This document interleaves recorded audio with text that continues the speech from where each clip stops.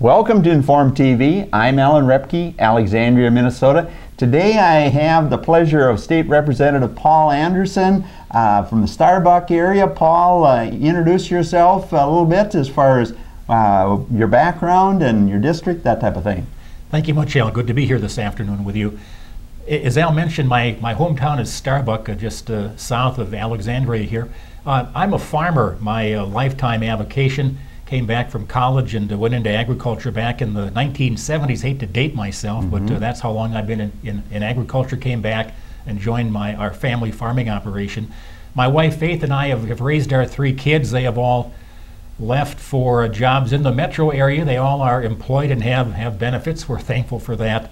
And my entry into politics, I guess, on the local level began as I was a township clerk for my local township. I served in that capacity for about 21, 22 years, and I was also on the school board back when Starbuck had its own school system, and then moved up to become a county commissioner. I served Pope County for just a couple of years, beginning in 2006, and in 2008, former Representative Bud Heidgerken chose to retire, and visiting with Bud and such, and we talked, and he talked me into running for the state legislature, which I did, and won that election in 2008, ran again in 2010. Didn't have an opponent my second time around, but this last time in 2011, had an opponent, 2012 I should say, and ran a successful race, and now I'm in my 3rd term in the Minnesota House of Representatives. My main areas of focus, I would say, would be obviously agriculture. I'm an active farmer. So I serve on actually kind of a controversial couple of committees this year. The leadership in the House, mainly metropolitan area folks, chose to separate agriculture policy from agriculture finance. And that was somewhat concerning to those of us who are involved in agriculture, meaning that any appropriations bill pertaining to agriculture had to go through a different committee which dealt with the environment and natural resources. And the committee chair of that particular committee is a Minneapolis lawmaker. So there was some concern about the priorities placed on ag by the Democratic leadership. Well, we tried to get that changed and such. It went before the Rules Committee, but to no avail. No changes were made. So currently there's a separate ag policy committee. I serve on that one, plus also a separate committee on environment, natural resources, and ag finance. And the other committee I'm a part of, I'm the lead Republican on the Housing Policy and Finance Committee, which is kind of a new area for me. And now we're dealing in issues such as foreclosures, rent notices, things like that. So that's kind of a different area for me to be involved in. But interesting, and kind of seeing the other side of foreclosures and things like that, and people wanting to have that process even moved out further than it is currently today, when they have the unfortunate incident to go into a foreclosure situation. So those are my committees. We've been in action now for about 5 weeks, and just ramping up, getting into bills, going through the policy and the finance committees and getting up to the House floor. Bills have to have 3 readings before they can be heard on the floor and go through the committee process. And we just had our first bills up this past week and passed a couple of those, and I believe one of those, the state entry into the federal Medicaid program, was passed by both the House and the Senate, and was signed into law by Governor Dayton. I believe that occurred on Friday of this past week. So Minnesota is moving into the era of the Affordable Health Care Act, for better or worse, I guess, and Minnesota, I think, is going to be kind of a model for the rest of the nation in terms of moving that along as quickly as possible. So that's kind of where I sit. Again, my 3rd term, and also an emphasis in my first 2 terms was on education and finance. I served on the Education Finance Committee. Couldn't this time around because of a scheduling conflict, but long tried to work for more equality in terms of state funding for rural school districts compared to the metro area. That's a tough one to crack into, because it's difficult to take money away from districts that already have it and give it to those that do not get as much state funding. there needs to be probably an increase in the overall funding level to get more funding out to greater Minnesota. Okay, well that's interesting, Paul. When you talked about the Affordable Care Act, we've carried a great discussion the Douglas County Democratic Party had here at the tech school, about a 2-hour program. And then at the same time, I also carried a piece when the Republicans were still in charge in about October, I believe it was. I was trying to think, the senator was a lady, I think her name started with an R, and the gentleman that resigned from St. Cloud that took another position or lobbying now. Steve Gottwald. Gottwald, yep. Yeah. And it was an interesting discussion, I thought. And so now when you say that, did you vote in favor of what they passed and the Republicans, or was it strictly a party split on it? Or it wasn't quite a straight party split. I voted against the bill, and it's an interesting question, Al, to wonder why somebody would vote not to receive $2 billion in state funding. And obviously, at first glance, at first blush, the funding is good news, but the real concern that I had and most Republicans was, we feel that sooner or later this federal spending spree is going to have to grind to a halt, at least slow down. And if we move these 32,000 Minnesotans onto the federal health care, what happens if, and most certainly when, the federal funding dries up? So that's the concern. I knew the bill was going to pass, so it's kind of a protest vote out of concern about what's going to happen a couple of years down the road, possibly when the federal funding slows up and we have to provide most of that funding ourselves. Yeah, my own position here, and we've talked about it some here on Informed TV, is the fact that the whole healthcare system is broken. I think even Medicare, Medicaid is something that's obsolete. We are moving towards some form of universal health care. We all need dental care. We all need health care. And I think a lot of these programs, we just have to say, and history is history, and we got to face the costs and that type of thing, because I think the Affordable Health Care Act is going to lead for a lot of companies, and we're soon going to have way more than 32,000 people in it. We could have 3 million in it. Yeah. And so if that's going to happen, why not just go to the best of the Canadian system, the best of the European system, and give everybody health care, especially today when we got this massive difference in incomes. But at the same time, we're not here to listen to me. Today we have the pleasure of you being here. Can you give us a little idea of what's going on as far as who you see in charge down there? Is the House side, the Senate side, the governor? Who's really running the show now when we've got a new force, both Democrats and controlling both the House and Senate and the gubernatorial position? What do you see the power, the good, the fair, and the ugly, so to speak, Paul? Well, the power is in the party in control, and that obviously is the DFL party, at least these next couple of years. And I mentioned that Minnesota being held up as a model for the nation. I think both in terms of the Affordable Care Act and gun control, because Minnesota is solidly Democrat right now. President Obama came in here a couple of weeks ago pushing gun control, and I think they're using our state as a model possibly for what's going to be rolled out nationally. So again, to get back to your question, the DFL is in command. And in the legislature, people may not realize that the party in the majority, they control all of the committees and committee chairmanships. And those people, we say, that have the gavels, that run those committees, they control what bills are heard and what bills eventually pass out of those committees and become action on the House floor. So very, very fundamentally, the DFL is in control. I had a lady ask me yesterday at one of our county BPO meetings, why can't you Republicans stop some of these things from happening? Well, the straight truth is we really can't in the areas of, the only thing that they need Republican votes for is a bonding bill, which may or may not come up this year. There will be one for sure next year.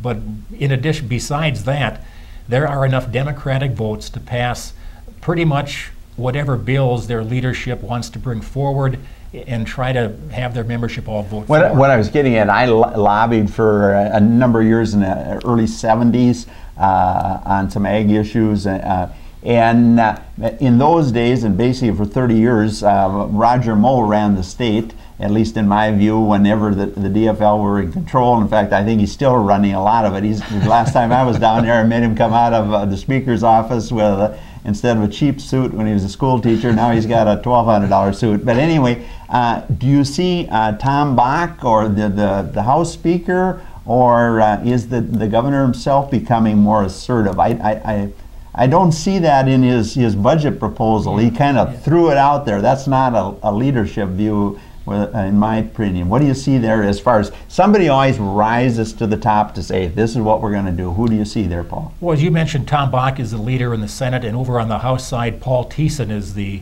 Speaker of the House. And yes, he sets the agenda. He runs things with help from his majority leader, Aaron Murphy. And as an example, again, when we tried to get the Ag Committee put back into one whole one, it was their leadership, I think, that there was a Rules Committee vote, but again, it was along party lines. They have more members on the Rules Committee, and it was a straight party line vote to keep the things the way they were. So leadership runs thing in the House. That's Paul Thiessen, and Aaron Murphy is his majority leader. So and it's interesting that when the governor put out his tax bill, I didn't see people rushing forward embracing it fully. So that may be a tip that there is not quite that unified effort on the part of the executive branch in the legislative branch right now. And so do you think Thiessen or Bach will be the final shot whenever you get to the end of the legislature? Not just my view, there are audience out there, the clock starts ticking, and even when they're in strong control, there'll be factions within the faction, so to speak, and will we see the House Speaker leading the charge, or will it be the Senate side? That's a good question. You know, Tom Bach is a very imposing figure. He's a tall man. He's a former carpenter, I believe. Yep. Big, deep voice. Very, very take charge type of guy. That's what I'm getting at. Just based on those criteria, he may be the one to step forward. But Paul Thiessen has shown, I think, some good leadership. So they seem to be working together. You don't see Paul as a super liberal? Because I always looked at Tom as a little more conservative and that type of thing. But you're content with Paul on the House side as well? Well, I didn't say I was content with him, but again, I think he's a metro person in terms of he's from Minneapolis. His parents, I think, were Republican school teachers, but he now is a Democrat. And again, my concern, I guess, is the agenda in terms of 22 out of the 28 committee chairs are from the urban area, metro area. So I think there's a preponderance of power in the metro area and less out here in rural areas. I'm a proponent of one-body legislature. If we're going to have the Democrats or the Republicans like you guys were the last session, we'll have one body and no matter, and shrink it down to about 67 people, get good people like yourself and that type of thing. Quickly, and you said you're involving housing. One of the things that I've looked at, have some friends with some housing issues, the Minnesota Housing Authority. You're involved in housing. It looks to me like there'd be a great time for the state to get out of the housing business. You follow that at all? Well, there are programs available. In the catchword is affordable housing, and we saw numbers that since the year 2000, I believe, renters' incomes have gone down collectively by something like 16%. But the rental market is hot right now. A lot of rentals, because people may not be able to afford purchasing a home. So rental prices are up by 6 or 8%. So there's kind of a squeeze on people having affordable housing. And the bills we've heard so far, the Minnesota Housing Partnership has asked for additional funding to provide those types of things, and I think that's something. Let the Fed have it. They got FHA, they got VA. Get the state out of it. But anyway, the other question my audience will be asking, we'll let Paul talk as long as he wants. I got my timer running. Don't be intimidated by that. If you want to keep talking, enjoy having you here. In the news right now, the Viking Stadium, and we've had programming here. I did an interview on the phone with the Gambling Control Board here 6 months ago, or 4 months ago for sure, told them, I said, there is no way this electronic pull tabs is going to finance it. You guys are already way behind, and now we got the new the stadium contractor picked yesterday. Is anybody looking into the financing? It looks to me like that is shakier than shaky. I would say not yet, and I was one of the stadium bill authors, okay. So I've been involved with that pretty heavily, and at this point we're saying give it a little more time. The problem so far has been the rollout of the electronic pull tabs. They aren't in very many places yet in Minnesota. It's interesting. We had a get together in St. Paul a couple of weeks back with a hospitality group, and there were 3 bar owners there. I sat at their table, and each of those 3 had just recently put in the e-pull tabs, and they loved them. There's an upfront cost of about $1,000 for a secure internet hookup, things like that.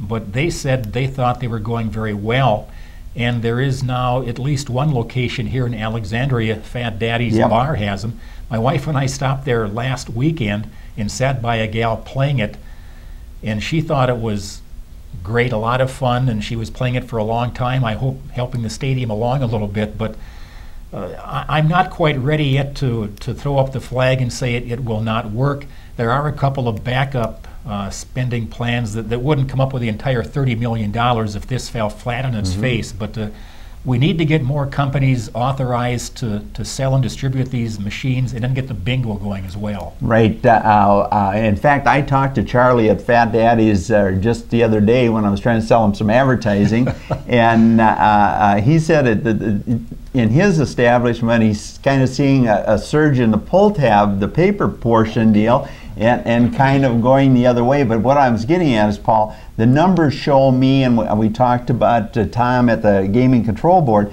to make it work, gaming's got to double. And with this economy, I don't see people spending twice as much on local gaming as they have in the past. It's got to go to $2 billion to make it work, from $1 billion. And the other thing I'd like to see you do on there, I think the accounting is a disaster on there. This whole deal, if you look, and my audience is used to that, we talked about this here, the Gaming Control Board and the Minnesota Revenue Department, you know, we're all a computer age, and boom, you know what's going on. They're about 3 to 4 months behind. In fact, I'm waiting for an email from like 3 weeks ago from the Minnesota Revenue Department. Where's the numbers at? Because the Gaming Control Board still shows numbers from July.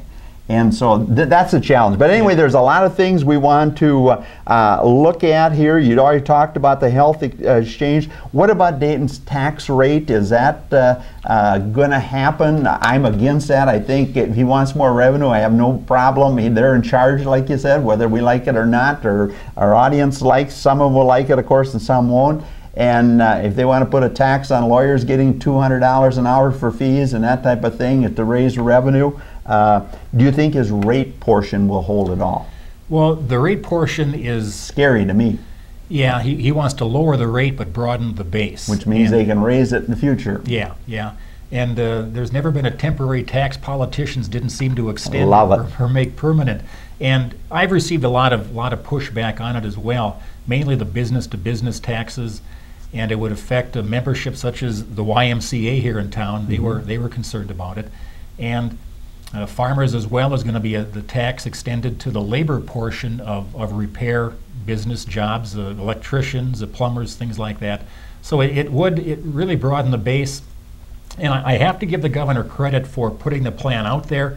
My my own theory is some of these things are going to fall by the wayside, and the thing he really wants to make sure happens is that fourth-tier income tax rate on Minnesota's top 2% earners. Nobody is talking about that right now. So I think that's going to become law, the income tax increase.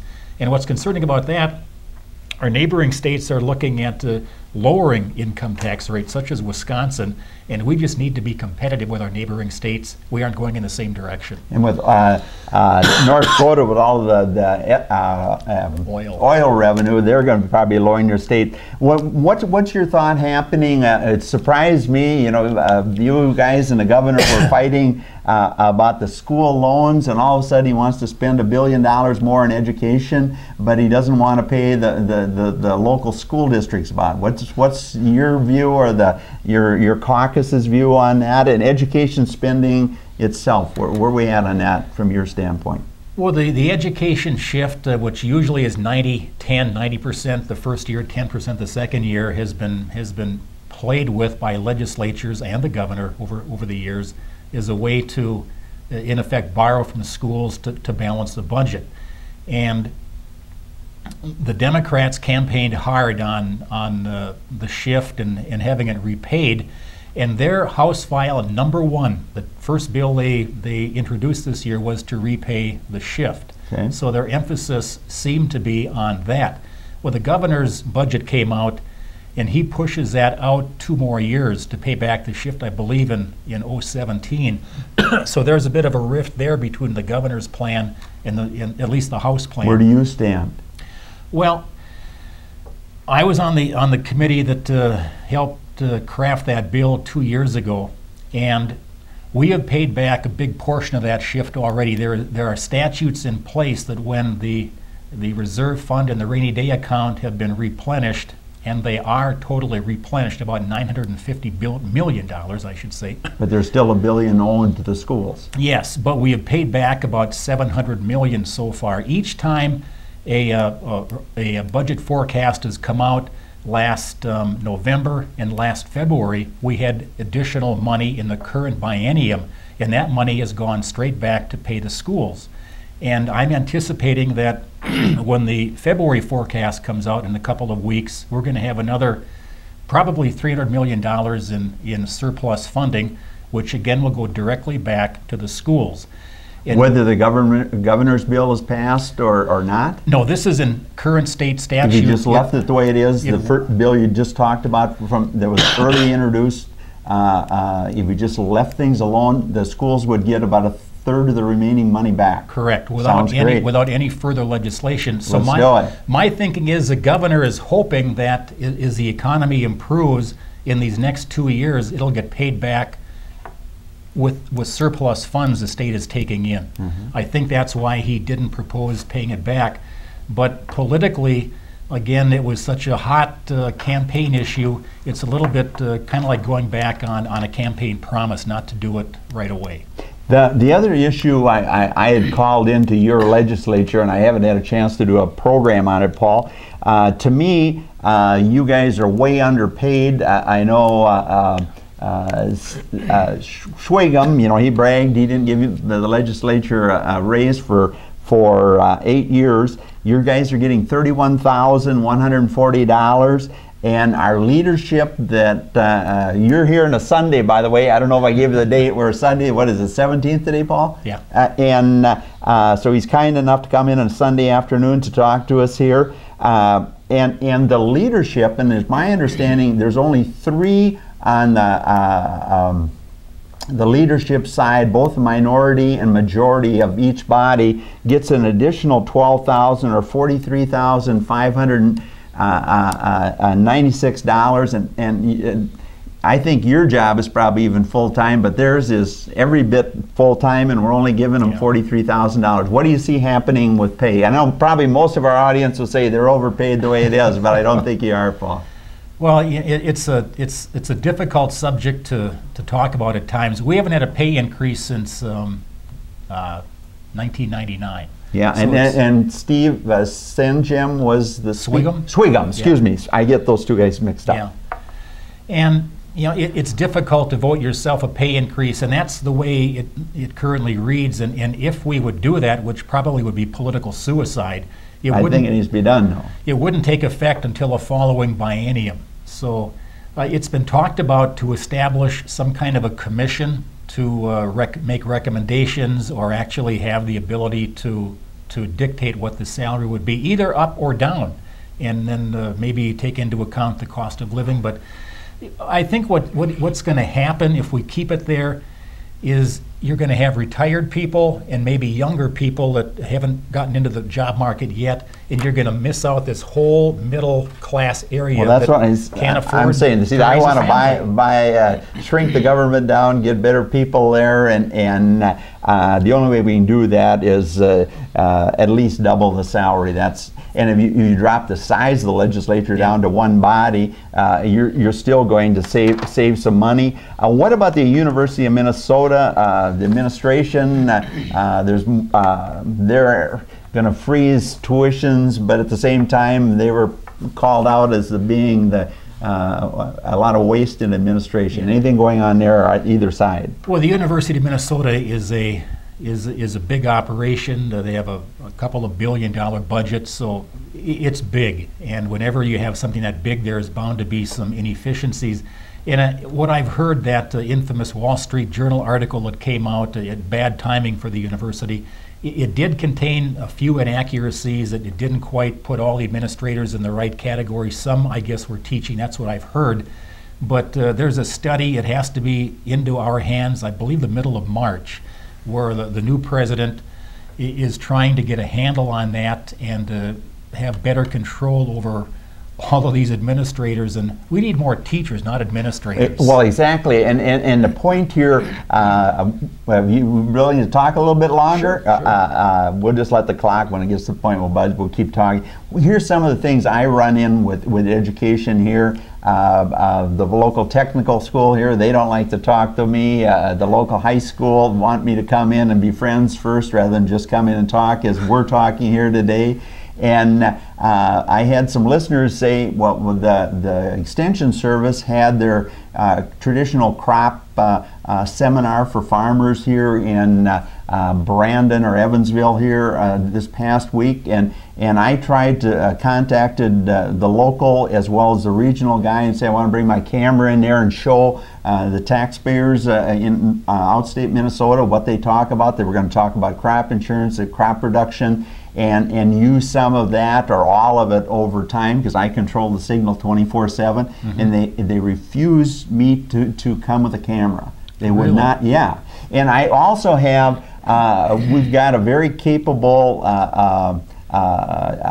income tax guy at the university. He's in southwest Minnesota, either at the experiment station there. He won't come in and tax. We were lucky enough to have Nicole from Clifton Larson Allen come in here and talk, but I got a university official that says, no, I'm too busy on the speaking circuit to come and talk to taxpayers about some of the things, the good, the fair, and the ugly of taxes and advantages. Even George Ream, who I've known for years, I wanted him to come in here and talk a little about ethanol and some of the studies he had on their website. They've got some good things. And George said, well, I have nothing to do with ethanol. And he was quoted on a number of issues. And, you know, George is an in-depth guy, and they won't come and talk. And I think that's real sad. Well, it is. I think they have to realize, we have to realize that the people are our bosses, and we are accountable to the people, to you and the people. So I think they should make themselves available. Because I don't think I'm beating it. At the same time, we'll cut off that.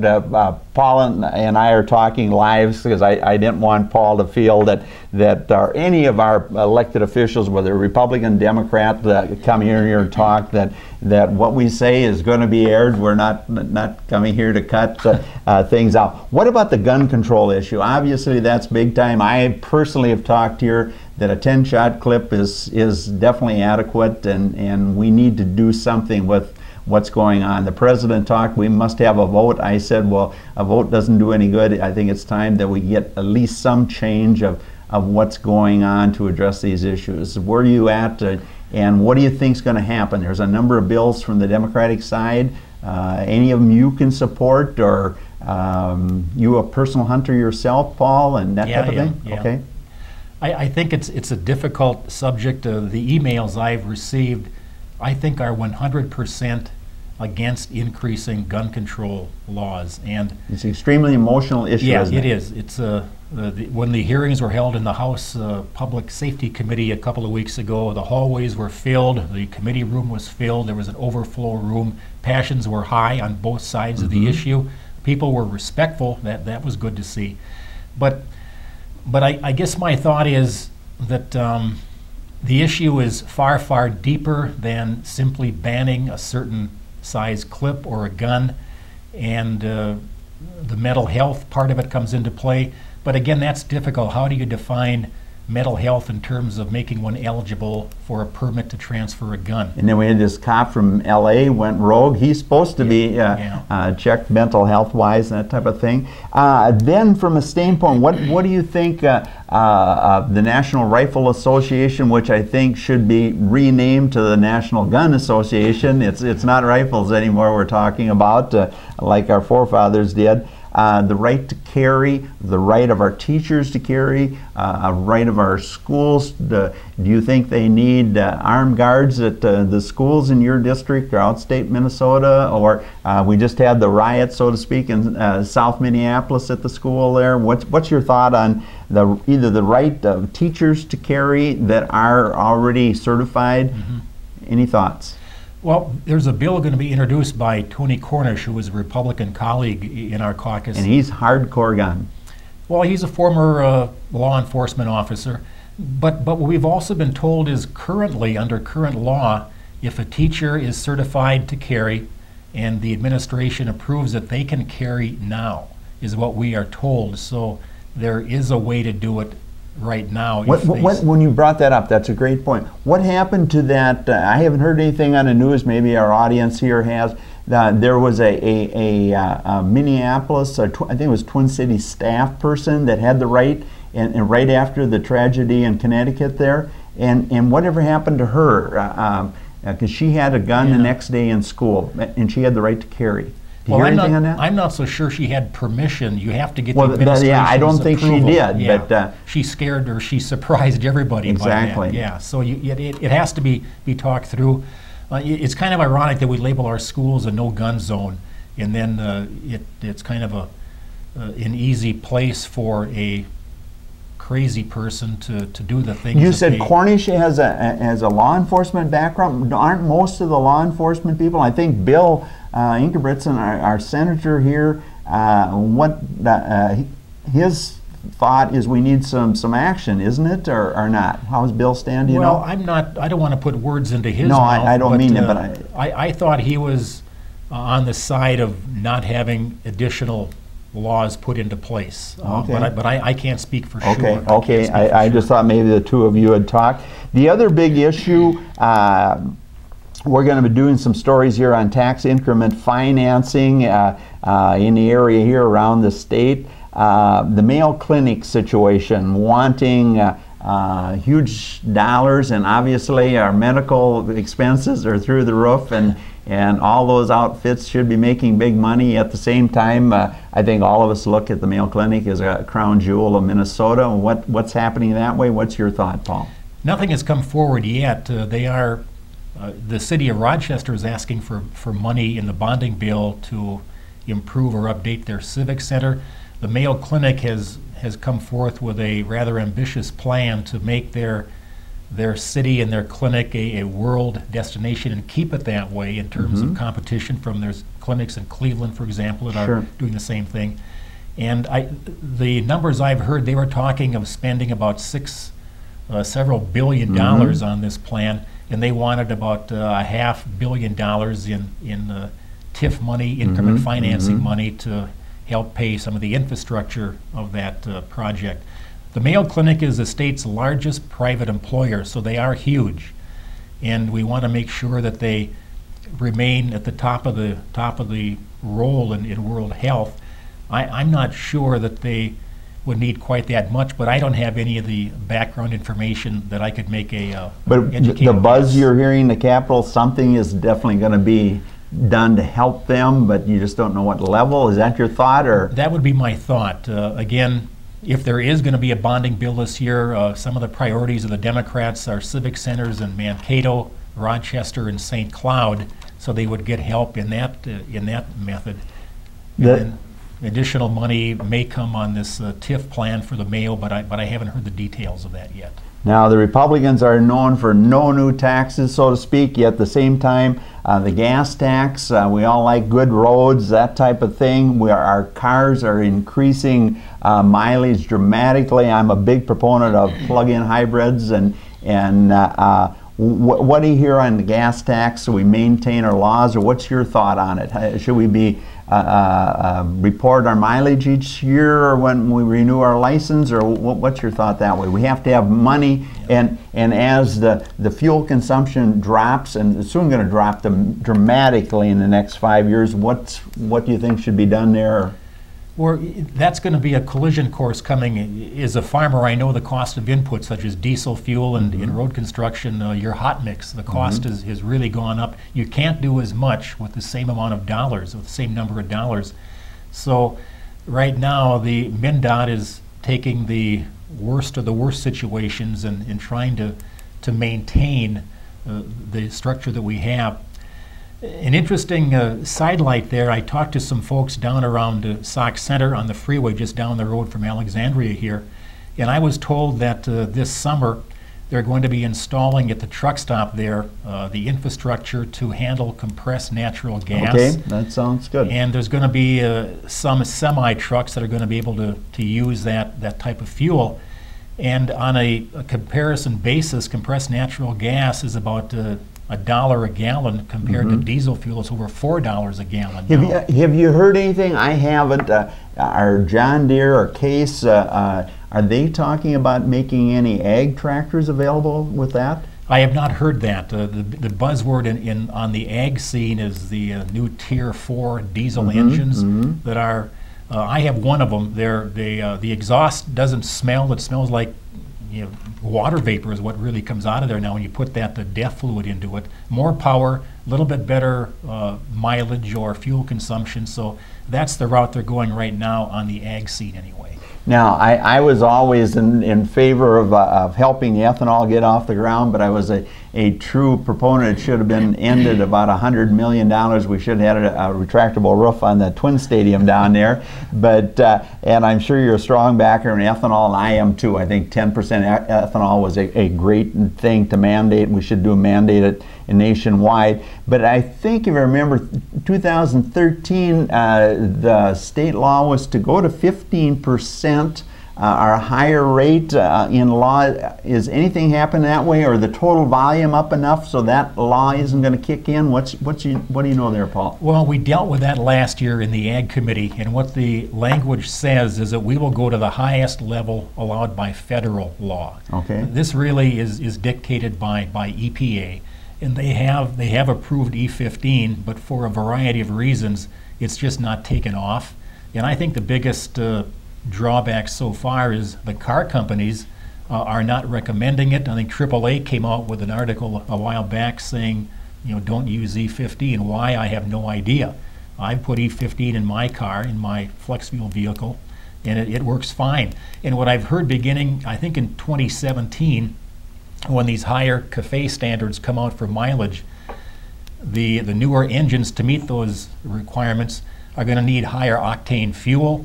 And they're looking at what we're being told is a level about E30 that would give them the high octane that they need to get the good mileage that is going to be coming down the road. So one of the things, and we've had it in a number of programs here, Paul, is what I think is outrageous. We've got ethanol futures that are 113 octane trading for anywhere from 30 to 60 cents less than 85 octane gasoline. They must put it in, and anything on the national guys that the state ag committees are looking to see that we've got high-priced corn, and the reality is we can produce our our farmer cooperatives, and you probably belong to some of them, can actually produce, even with high-priced corn, cheaper than we're buying 85 octane at the terminal here. Any thoughts that way? Well, the ethanol market right now has not been very good. Nationally, I've read there's about 30 or 40 plants that have actually shut down. The margins are not there. They're in the negative. And price of corn now is coming down the last couple of weeks. Gas prices have really shot up the last couple of weeks, so it may become more profitable again in the near future to do ethanol. But it depends on, right now I think ethanol people are trying to maintain the national renewable fuel standard that mandates, I think, 13.5 billion gallons in 2013. And we've hit that blend wall with the 10% blend. So we'd like to kick that up to the E15 level to make sure that there's a market for all the gallons produced. Right. The other thing was the biodiesel we require 2% in with $14 soybeans. I was probably one of the first farmers to use biodiesel, added it years ago, and was at an American soybean grower meeting in the state, and I was the only one, and I went the nation, and there was 2 guys at the whole national convention.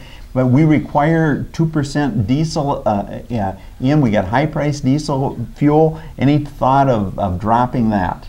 Well, the 2% actually now is 5%. It is 5? Yeah, yes. Wow. And there are some exceptions for that. In the wintertime, number 1 fuel doesn't have to have the bio because it may tend to gel up. There's been some issues with that.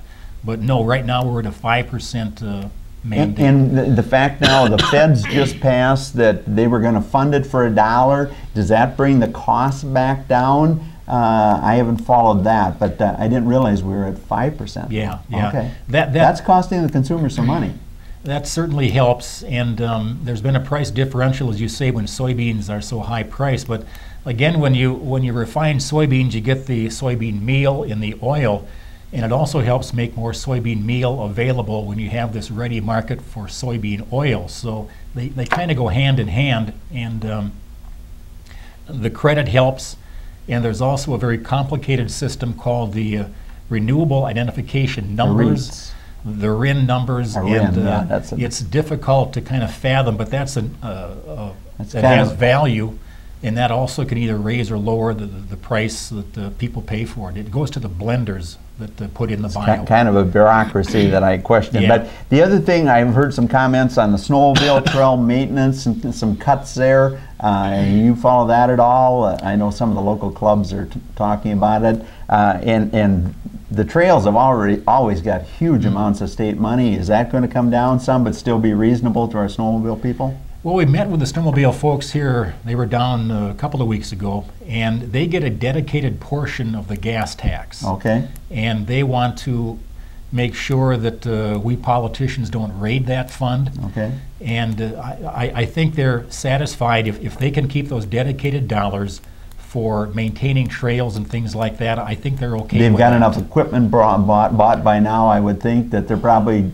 just concerned about maintaining it. They want to maintain. Okay. And some of those groomers are expensive, and it's a lot of volunteer work that does You've been those more things. than gracious to the audience here on Forum TV, but I know that they love what you're talking about. I've got a nightmare here, and I know a lot of older guys like myself. We support child support, but they have what they call rears. I hope you look into that, but we're running out of time. I'm sure your wife is waiting for you. The other thing, the Republican Party seems to be totally disarray nationwide. Maybe Minnesota's too. What do you see happening in the Republican Party? And then we'll let you go, Paul, on your Sunday afternoon. Well, I think at the state level, there's been some financial issues with the state party. We met here in Alec last night, and Keith Downey, who was a colleague of mine in the legislature, now is running for the state party chair, and I think he could do a good job in getting things back in order again. And I think the party needs to reassess, and we have to broaden our appeal. I had read that Mitt Romney would have won the election based on the number of Caucasian votes he received this last time, but there's a lot of other people voting as well. We have to appeal to some of the Hispanic groups, a lot of the other minorities, and show them that we care about people. And we don't want to see people that need help, they should get the help, and we have to come across that way with people. When you say that, that's a good point. Well, I didn't have my note. I've been letting Paul read my notes here as well, so he could be up. Minimum wage. I think the minimum wage in this state is a disgrace, and I was an employer for over 30 years.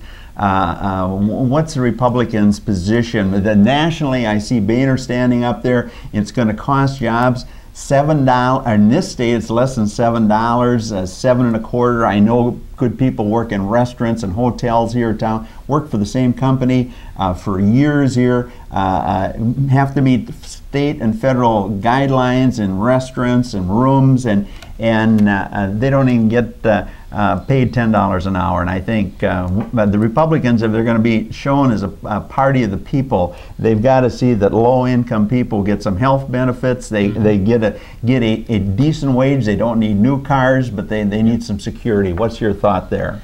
Well, I think maybe the party line may be that we shouldn't interfere with enterprise in the wages that they set, but I tend to agree with you that $7 an hour today, you're not going to be able to support yourself or a family. 2,080 hours is 14-some thousand. Yeah. And even with the president, I thought it was ridiculous with the president. We're going to do it, but we're going to wait till 2015. I thought that was a farce as well. But I hope the Republicans, at least some of you guys, will say, hey, we got to address our people, and we let the executive pay go up and up and up, and don't seem to do anything about it. I'm just glancing here to oh, what about the gay marriage issue? Is that going to come up? I think the churches were a disaster. I think both amendments should have passed. The Republicans or the churches pulled in their wallets, and the other side won. I think both were valid arguments. What's your thought on those two issues, and then we'll let you go, Paul. Well, my hope is that enough moderate Democrats were elected who want to keep marriage the way it is currently. And I hope that with the amendment being defeated, it was more a case of let's not put it into the Constitution, let's keep it in current state statute. It's going to come up. They had a big rally this last Thursday at the Capitol. I can't predict what's going to happen. Again, it's my thought that there may be enough Democrats of a more moderate volition that would vote with Republicans to not see that become law. Okay, and then at that same level, what about the gun control issue? Just to clarify that, you know, it's hot budding out. We're in hunting country out here. I respect the right to bear arms, all this. In previous life, I hunted and that kind of thing. Will that pass, or would be the same thing as the marriage issue you're talking about here? Is there enough Democrats out here in rural America that they'll stop the party from doing anything on gun control, or is something going to happen on gun control in Minnesota? I'm a little more confident on the gun control than on the gay marriage issue. Dave Deal, a Democrat from up in the Arrowhead region, said, "What is it about the Republicans and 7 Democrats you don't get about not passing?" But you have to have that's what I was getting votes. at, Paul, and for our audience as well. So I'm fairly confident there are enough rural and Iron Range Democrats that will not go along with increased gun control. That will there be at least maybe some mental health things passed, or do you think it's going to be a left alone issue and let the feds worry about it? That's a good question. I sat in on or watched the hearing one day when they were talking about the mental health piece of it, and the bill, I think it was House File 341 if I'm not mistaken, don't hold me to that, but they were talking about the police having the authority to deny a person's permit to transfer based on their, and I use quotation marks now, their past police activity. So the police could deny this permit based on maybe a run-in 10, 15 years ago, back when somebody was a teenager, for example. So, and if that were to happen, they would have to be evaluated by a certified state mental health professional. And then the mental health people testified, and their main point was, let's not categorize mental health with violence. Most people who have some issues are not violent. So they didn't seem to care for the categorization of putting mental health in with violence. So I'm not so sure how far that's going to go either. It's going to be difficult to draw the parameters of where you say somebody's not competent unless there's a real glaring example of something, behavior problems. But how do you define a person's level of being able to have a firearm? That's going to be difficult to establish, I think. Any closing comments to the audience here this Sunday afternoon? Oh, that was the one question. I assume that you and your fellow legislator, Democrat, Republican, even if they're not in a leadership position, you probably put in 2,080 hours a year directly or indirectly in your job, don't you? Oh, I would guess we certainly do. You're here on a Sunday afternoon. Yeah. And campaigning also. We're up for election every 2 years, so it seemed like we're kind of always campaigning. And in that this past summer and fall, it takes a lot of time. Yeah, I know it does. Really I know it does. I've been involved in the political deal. Paul, unless we'll give you a closing comment if you want, but thanks for being here. You're wonderful, and have your colleagues stop here as well. No, I've really enjoyed sitting here visiting with you, talking about the issues. And if anybody has questions or comments, I think email is a really easy way to get a hold of us. And I try my best to answer the emails or concerns from constituents, so feel free to contact me either at home or at my office in St. Paul. Well, thanks for listening to Inform TV. I'm Alan Repke.